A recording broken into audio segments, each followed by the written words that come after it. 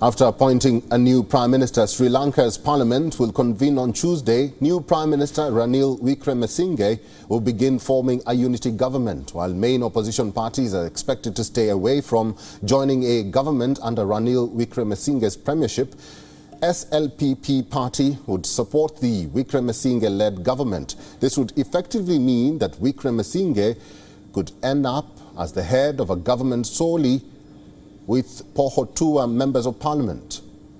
Meanwhile, the opposition in the country is now insisting on the resignation of President Gotabaya Rajapaksa. Leader of Sri Lanka's main opposition party, SJB, Sajith Premadasa, has said that he cannot agree to an interim government with Rajapaksa remaining as the president. The opposition leader also informed the president that the SJB will not make any nomination for the cabinet that is to be formed directly under him. He urged that the move will disregard the mandate of the people. Premadasa also submitted a set of proposals to Parliament on behalf of the SJB to address the economic crisis in Sri Lanka. The SJB say that it was also prepared to impeach the president. Sajith Premadasa has also called for the executive presidency to be abolished. He asserted that power should be divided between the executive, legislature and judiciary. The proposal includes the formation of a stable government and the security of the members of the parliament. Sri Lankan parliament will debate on a no-confidence motion against President Gotabaya on May 17th. The move made way for the president to appoint an interim all-political party government.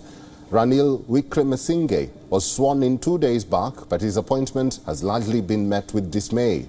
He is seen as too close to the politically dominant Rajapaksa family. Protesters who have camped outside the Prime Minister's office for over a month have rejected the appointment of Ranil Wickremesinghe.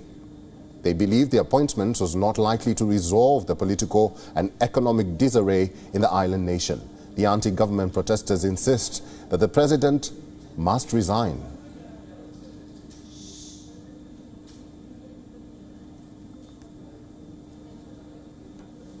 We haven't accepted the Prime Minister. The Prime Minister has been appointed by their discretions. It's not the people's demands that have been met. Our demands have been out here and it has been simply plainly put out there asking Gota to go home. I've been coming here to Gota Gogama and supporting my brothers and sisters because all of us in Sri Lanka are now fighting for the change, and I feel like the younger generation especially has stood up and said that enough is enough and we are now fighting for the future of our country. And our primary demand since the beginning or the inception of this has always been that Gotabaya Rajapaksa goes home along with all the Rajapaksas and his governance.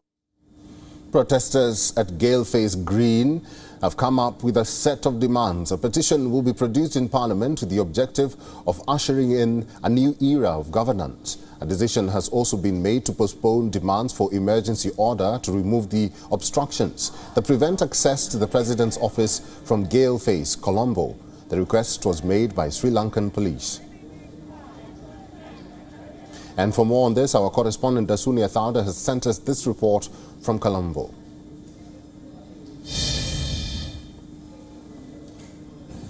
With Parliament set to convene on the 17th of May under the premiership of Ranil Wickremesinghe, it will be interesting to see how the opposition parties, along with those that now remain independent in Parliament, will be showing their support to the new premier, who is also expected to elect a new deputy speaker in Parliament, for which the Samagi Janabalawegaya, the main opposition party, have once again renominated its previous candidate, that would be Imtiaz Bakir Marker. That's not all. The newly elected Prime Minister has also extended an invitation to the opposition leader to come and be a part of this new government. Now keep in mind that similar invitations were made to the opposition leader by President Gotabaya Rajapaksa, for which the opposition leader vehemently denied such invitations. Stay with WION as we bring you the latest political and economical developments here in Sri Lanka. Reporting from Colombo, I'm Dasunia Thauda. WION is now available in your country. Download the app now and get all the news on the move.